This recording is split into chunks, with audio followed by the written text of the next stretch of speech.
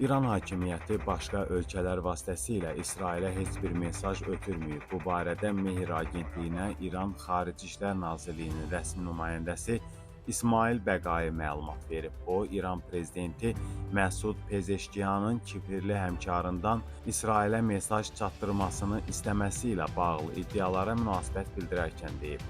İran İslam Respublikası heç bir ölkə vasitəsilə İsrailə heç bir mesaj ötürməyib.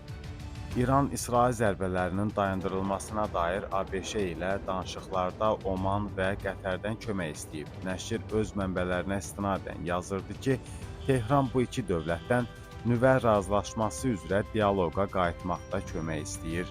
Qeyd edək ki, iyunun 13-nə keçən gecə İsrail İranın nüvə proqramını hədəf alan Yüksələn Aslan əməliyyatına başlayıb. İslam Respublikası buna cavab olaraq iyunun 13-ü axşam və 14-ünə keçən gecə İsraildəki onlarla hədəfə, o cümlədən hərbi obyektlər və hava bazalarına raket zərbələri endirib.